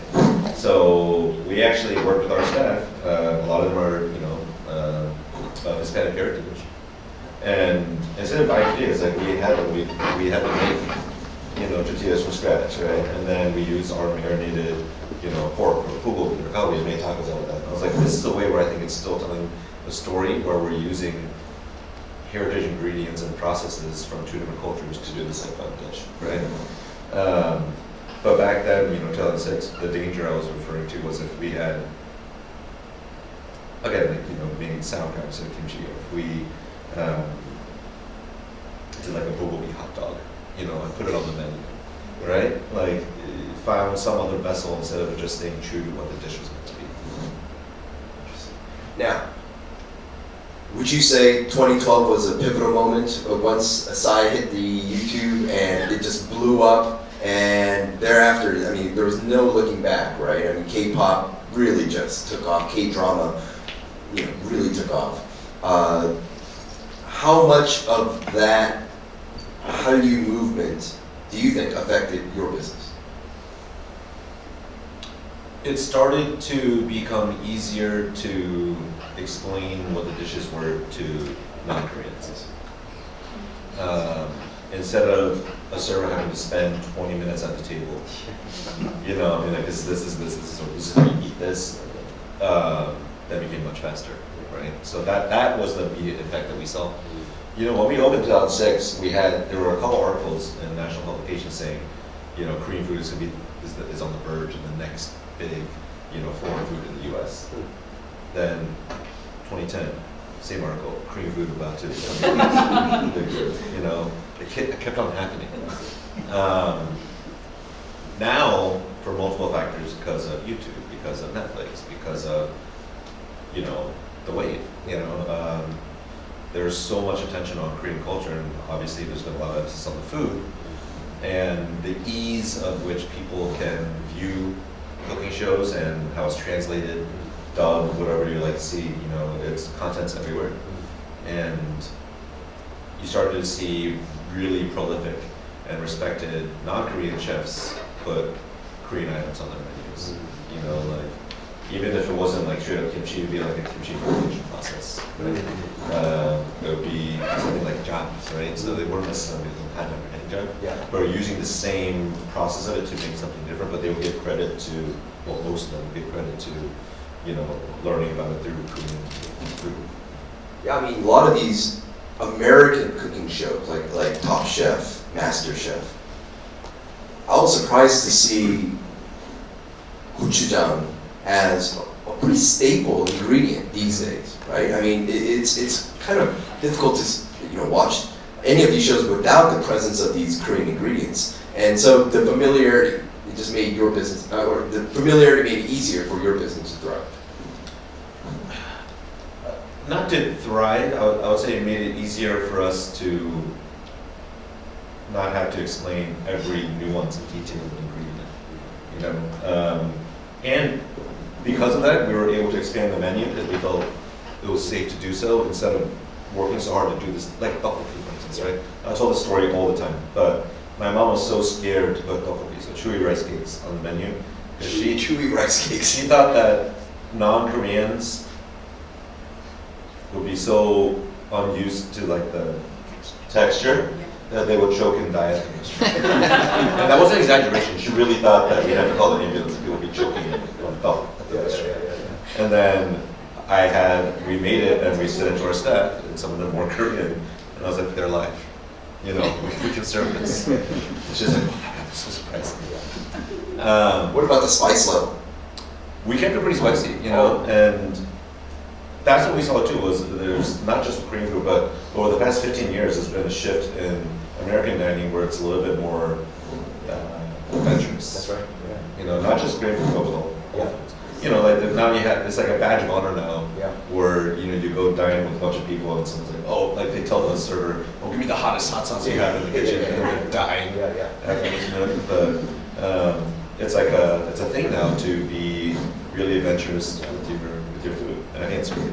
Yeah, there's that one ramen, 불닭볶음면, right? I mean, that was like a YouTube sensation, right? Yeah, because there's different levels now. Yeah. I'm curious to know why you named your restaurant Mandu. My sister and I were trying to think of the earliest memories of childhood and my mother's cooking, and it was obvious to us that it was Mandu because our family bonding time, even when my dad was around, was after we'd have dinner. My mom would always either have like a deli she had, or maybe she was preparing for a church party or like her own party. She was always making mandu and freezing them, and so she had like a bunch. And so instead of like playing board games or like watching TV as a family, we would sit around the kitchen table, and our bonding time was just folding mandu. So that's how we named the restaurant Mandu. Do you put the glass noodles in mandu? We used to in our vegetable ones. And then once I started to really take over the menu, Thank God. I hate glass noodles in mandu. Oh my God. Okay. Now, your second establishment. I'm gonna text the staff right now. Take it out, take it out. He's coming, take it out. Yeah. Your second establishment is Anju.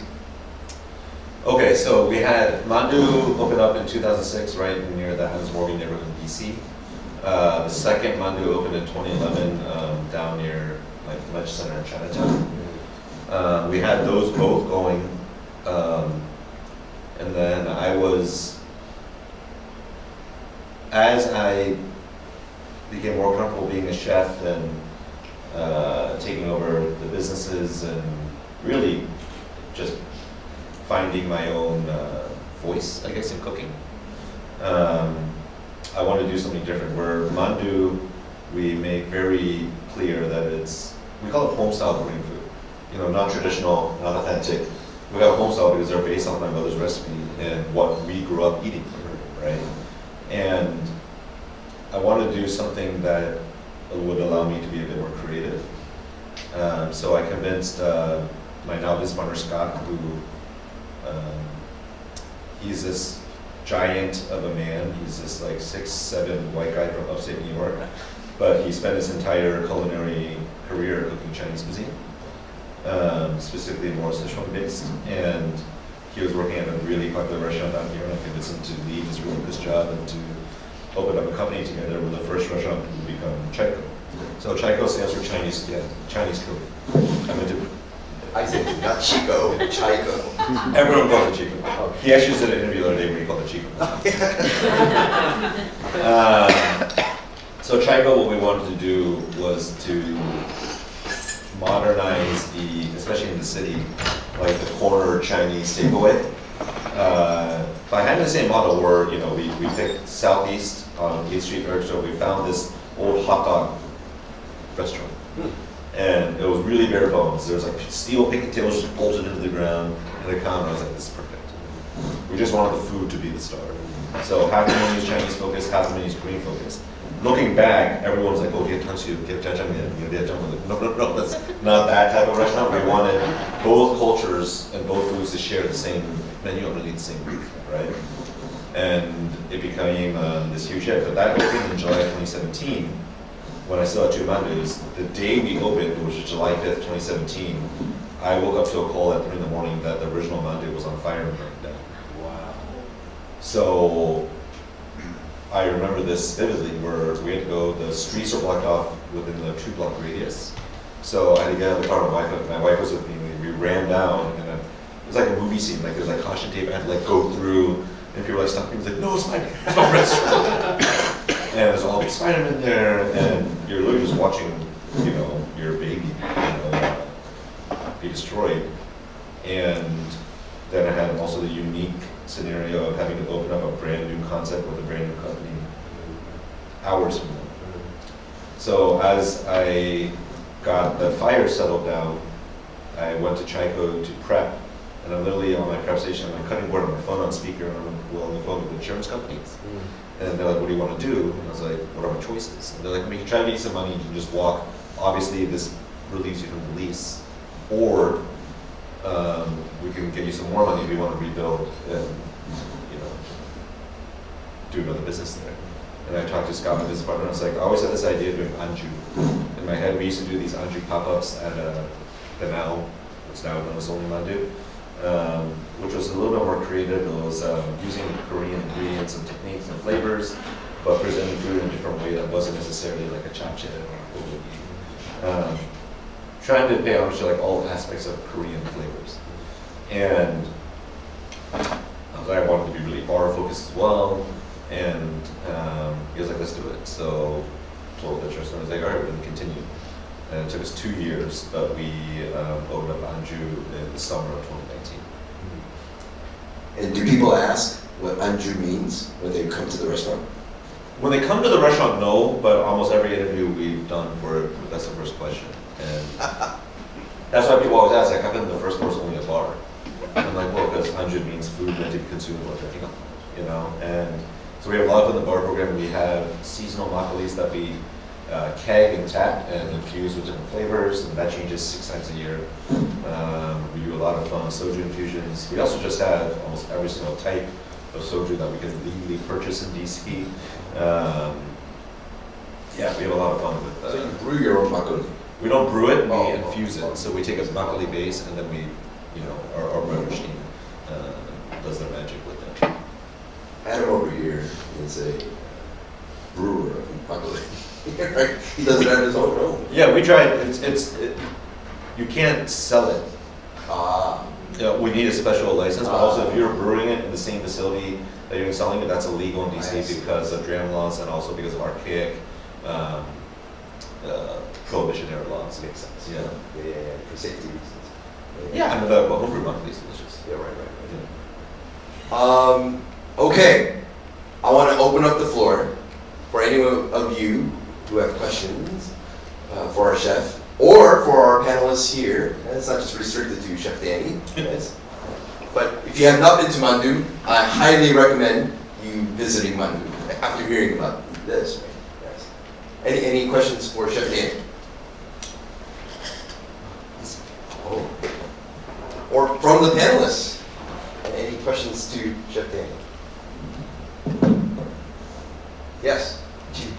Yes, so I don't know if you were here when we were talking about kind of the diaspora, but from my research with other Korean American chefs, because I did a presentation on the Korean government's policy to globalize Korean food, the Global Hanshi campaign, and your businesses were taking off right when the government was doing their I remember official getting this launch. pamphlet. Did Yeah. you feel left out? Because a lot of the Korean American chefs that I've been working with felt left out in the process of kind of coming together to define and promote Korean food because from their perspective, they were already engaged in doing that in an organic way in the local communities like you've been doing. I remember it was shortly after we opened the first Mandu, and we got this, package in the mail from Korea, and we opened it up, and there was all this literature, but also this specific book of the foods that they wanted to represent Korean culture, right? But more importantly, was also how we should spell it in English, and they were trying to make it uniform across the entire states or globally, right? If you're gonna roam it, right? So duck instead of DDUK, they spell it TTEOK, right? Kalbi with the G or K, Right. and that to me seemed incredibly silly. And I feel like they should have talked to an actual Korean American chef before they wrote that and distributed it. I feel like it would have hit a little bit closer to home here. In terms of actual food aspect and the government's initiative to popularize, the culture through that, bibimbap was the biggest vehicle, right? And I didn't disagree with that because, so my problem with bibimbap and when it's done is that a lot of people think it's a lot of restaurants also feel like it's a throwaway dish. What I mean by a throwaway dish is that they don't pay respect to what the dish is truly meant to represent and how good it should be, right? Bibimbap is all about harmony, right? And you need perfectly cooked rice, right? You need an assortment of vegetables that are each uniquely and carefully prepared and cooked and chilled and seasoned, right? You need usually bulgogi, right? That's done well. A nice kimjang or gochujang that you can use for it, egg, and once everything's mixed up, all those different flavors come together to form this beautiful batter. The colors also of bibimbap, especially in the Moo-Sook, right, represent a lot of Korean cultural identity. And that to me, I was like, I agree with that. That should be a good dish to promote Korean cultural cuisine, but there should be another campaign behind that of what this means, what do the colors mean, right? How should the dish be made? But when I go to a restaurant, I never order bibimbap because also that's always the highest one dish we have. We count, I think it's over 500,000 bibimbaps in my career, it's nuts. So I'm just sick of it. But when my wife and I go out there, she will order it, you know, and I'll taste it, and I'm just like, oh man, because they're using like old ground beef that's like barely seasoned, an egg that's just been sitting on a tray, or you know whatever, and the vegetables are stale. And sometimes you'll see the same vegetables being served as a banchan on the table, and that to me is like, this is a dish that's meant to be very harmonious, but also just to tell a story about like our culture and our cuisine, and you're greatly misrepresenting it. And so in a way, I did agree with using bibimbap as a vehicle to promote the culture, because I think that dish alone says a lot about our philosophy. On the other hand, I feel like they should have promoted a lot more videos of the work that goes into making it and the labor that goes into again, the philosophy and thought behind each individual element, because that translates to Korean life and heritage. Yeah, on that note, I think in 2018, I remember bibimbap as the top search for Google term for Korean food. Mm-hmm. And I think that was, at that time I was thinking, that's because so many non-Koreans were being now introduced to Korean food. Korean barbecue, of course, was the main deal, but if you're not a fan of so much meat, what do you eat? I think somehow bibimbap became this sort of alternative to barbecue, right? And so, but the question I actually have for you, since you were born and grew up in this area, you probably know what's happening in Virginia, Annandale, and that area with the Korean enclave. Right now, I'm currently living in LA, and there's a huge transformation in K-Town, sort of the mothership of the Korean diaspora, in LA, especially the food scene, where for generations it was mostly mom and pop, like your family, restaurants. Now it's dominated by Baek Jong-won and dominated by CJ Group and dominated by all these companies, brands that are I see in Korea when I go to Korea.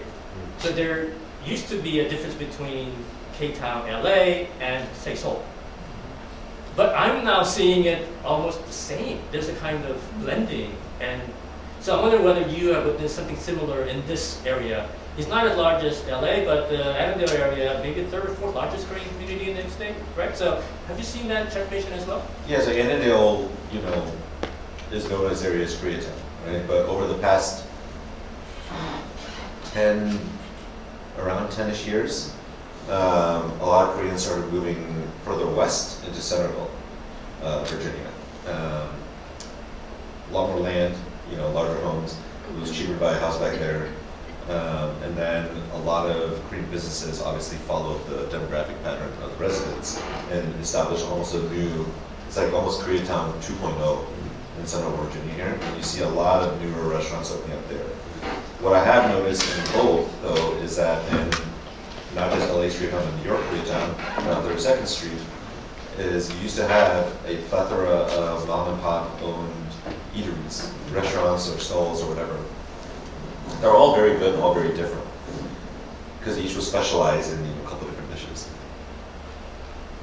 It shouldn't be surprising that as time went on, there was no one to take over those restaurants. As the original operators got older, they lived the American dream, right? Where their kids went to school. They worked hard, so they went to school, and they found jobs outside of what their parents did, and maybe they just forced them even not to work there. And then they're like, well, we just have to close the restaurant down because there's no one else to take it over. And then those leases run out where they just leave and retire, and then you're left with prime real estate, and then what's left, all these big companies, whether they be Korean owned or not, take over these spaces because they can afford to.